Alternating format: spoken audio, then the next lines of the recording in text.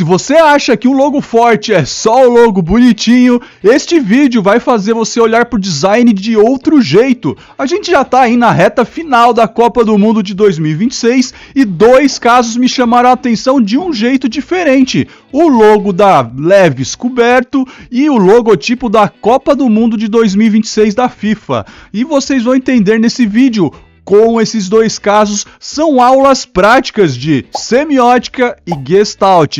E o mais interessante de tudo isso é que eles continuam funcionando mesmo quando o contexto tenta apagar o brilho deles. Opa, aqui é o Mágoa e este é o canal Rapaz do Design Gráfico para Iniciantes. E a minha missão é trazer por aqui o máximo de referências e exemplos possíveis para você que está começando não ficar perdidão por aí na hora de criar e finalizar as suas próprias artes. E no vídeo de hoje, antes de entrar a fundo nesses dois casos, vale alinhar esses dois conceitos que vão aparecer o tempo todo por aqui. E o primeiro conceito é o da semiótica, que é o estudo dos signos, ou seja, de como formas, cores, símbolos e imagens criam significado. E no design isso importa demais, porque uma marca não se comunica somente pelo nome, mas também pela forma que ela faz o seu público a reconhecer, lembrar e sentir também. E o segundo conceito é a teoria de Gestalt, que é o estudo de como o nosso cérebro organiza tudo que a gente vê. Ao invés de enxergar elementos soltos, a gente tende sempre a enxergar o todo e completar o que está faltando. O nosso cérebro não gosta, ele odeia lacunas visuais. Então, quando a gente vê alguma coisa que está com espaço ali, uma lacuna, ele completa automaticamente para transformar o visual em algo mais coerente. Agora que você já entendeu esses dois conceitos, deixa eu te mostrar como eles aparecem na prática. Primeiro, vamos ver por que o logo da Levi's foi coberto durante a Copa do Mundo 2026 e como eles transformaram essa restrição em uma comunicação visual e uma campanha global. E depois, ver como o logotipo da Copa do Mundo de 2026 da FIFA, mesmo sendo muito criticado por alguns especialistas, usa princípios básicos de design gráfico de uma forma muito inteligente. E no final, eu vou amarrar tudo isso para você começar a pensar como um designer gráfico de verdade e não só como uma pessoa que só enxerga logos bonitinhos. Por que o logotipo da Levi's foi coberto na Copa do Mundo de 2026? A história da Levi's começa com uma regra de contexto e não com uma decisão de estética e comunicação visual. O Levi's Stadium em Santa Clara, nos Estados Unidos, recebeu jogos da Copa do Mundo de 2026, mas como a Levi's não era um patrocinador oficial da FIFA, regras comerciais do evento exigiram que fossem cobertas todas as referências da marca durante o torneio. Foi aí que entrou o design inteligente. Ao invés de tratar isso como um apagamento, ou uma briga, a Levi's fez totalmente ao contrário. Tratou essa cobertura das referências visuais da marca e transformou em linguagem visual. E a Levi's tirou tudo isso de letra. Ao invés de tratar como um problema pontual, ela levou essa ideia para todo o seu ecossistema.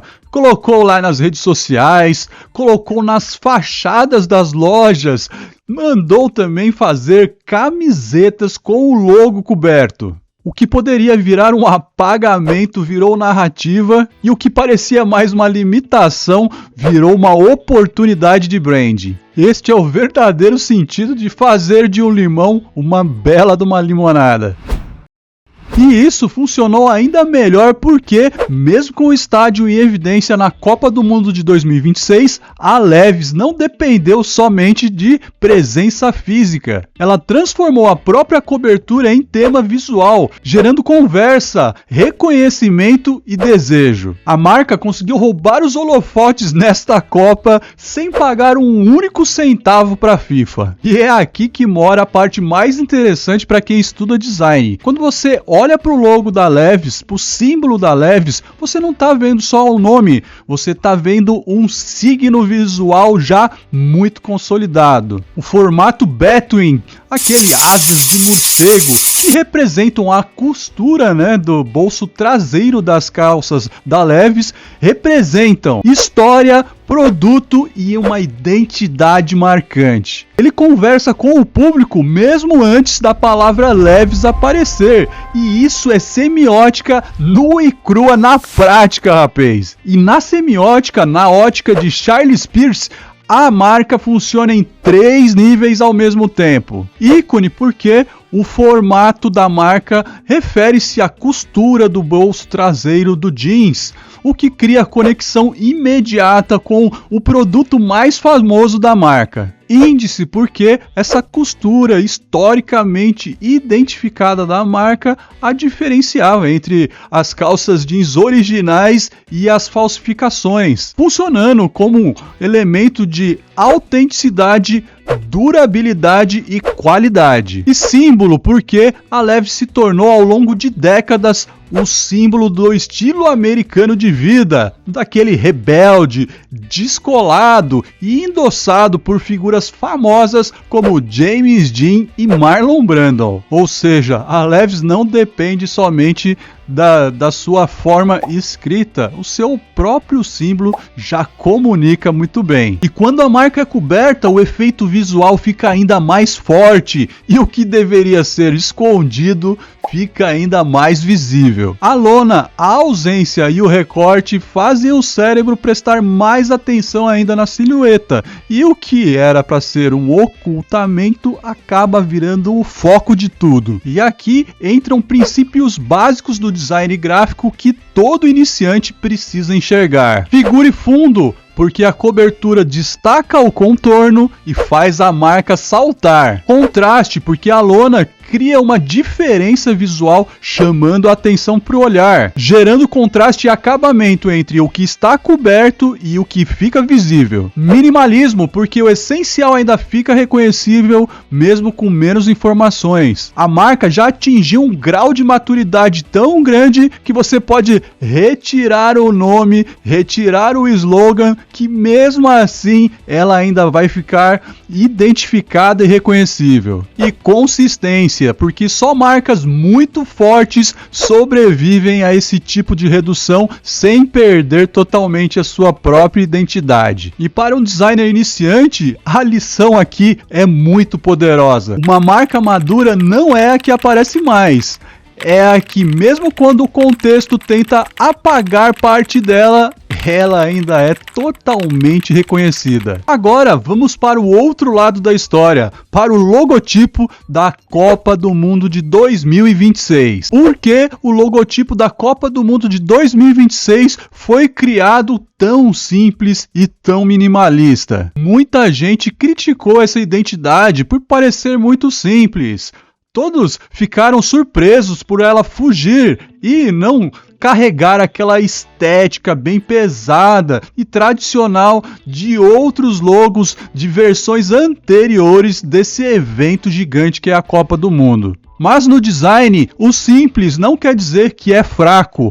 O simples significa que cada decisão foi tomada pensando em resolver um problema real. Mas aí você deve estar se perguntando, mas aqui qual que é o problema? Em um evento global, o logotipo da Copa do Mundo precisa funcionar em tudo, desde um palco gigante, nas redes sociais, transmissões ao vivo pela rede aberta ou pelo YouTube, nos uniformes dos jogadores, dos reservas, de treino, da comissão técnica, dos árbitros, até lá dentro da sala do VAR, e em todo tipo de material extracampo ou institucional.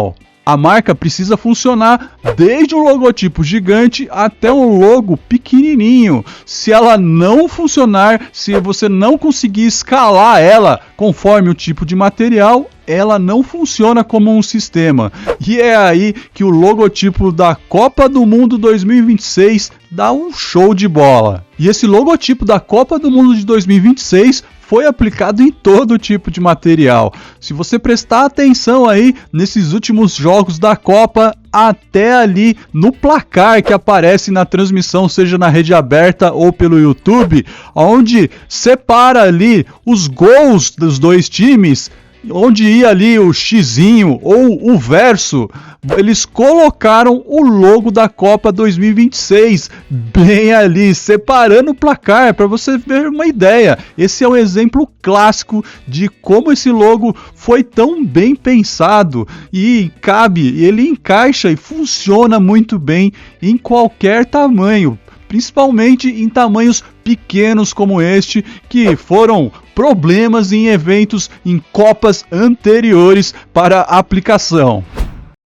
E ela é aplicada também, o logotipo também é aplicado na bola da Copa do Mundo ali, de um jeito que funciona muito bem, que dá para ver de qualquer posição. Em qualquer tamanho, o logotipo da Copa do Mundo de 2026 continua coerente, reconhecível e visualmente muito limpo. E isso acontece porque ele foi criado para funcionar tanto em positivo quanto negativo, em preto ou em branco, sem depender de cor nenhuma. A sua estrutura é forte o bastante para sobreviver a variações de fundo ou de contexto. Mas aí você deve estar se perguntando, mas Magba, o que é que o logotipo da Copa do Mundo de 2026 tem a ver com as leis de Gestalt? A primeira é a figura e o fundo. O número 2026 em branco empilhado funciona como uma base visual para a silhueta da taça da Copa do Mundo, o que chama atenção para a figura principal ao centro do logo. Há uma disputa clara entre o espaço positivo e negativo, mesmo quando que a taça da Copa do Mundo está lá aplicada em preto ou em branco, ou até mesmo com a foto, ao olharmos, a gente identifica a leitura quase que instantaneamente. E a segunda lei de Gestalt que a gente vê aqui é o fechamento. A silhueta da Copa do Mundo de 2026 cortam os números 2, 2 e 0 e meia ao meio. E mesmo sem aparecer uma parte expressiva aí dos números pela sobreposição, o cérebro consegue fazer a leitura e entender que ali está escrito 2026 sem nenhum esforço. E é exatamente isso que traduz aí a lei de fechamento de Gestalt. O cérebro odeia formas incompletas e quando ele vê lá o número vazado, ele completa o restante de forma automática. E a terceira lei de Gestalt que a gente vê aqui é a da proximidade e unidade. A tipografia pesada do ano, a taça da Copa do Mundo e a marca da FIFA aparecem agrupadas em forma de como se fosse um container com cantos arredondados. Então tudo isso é percebido como um bloco único, totalmente coeso, sem deixar nenhum elemento solto. Os princípios do design gráfico no logotipo da Copa do Mundo 2026 foram muito bem aplicados. A sintaxe visual e a modularidade aparecem nesse logo com força. O 2026 funciona praticamente como uma moldura e pode receber bandeiras lá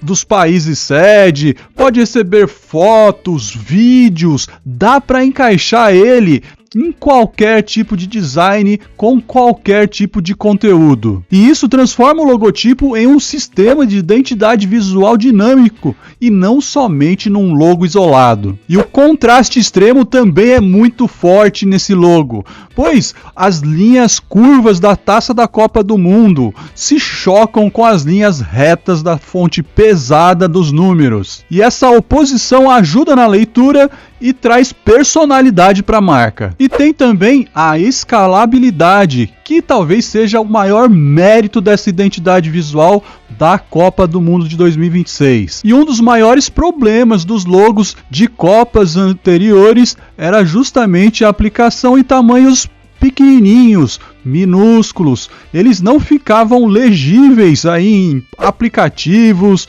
ou até mesmo nos smartwatches. E com esse design vetorizado em blocos, eles ficam perfeitos mesmo quando vão levados a aplicações extremas e mínimas também.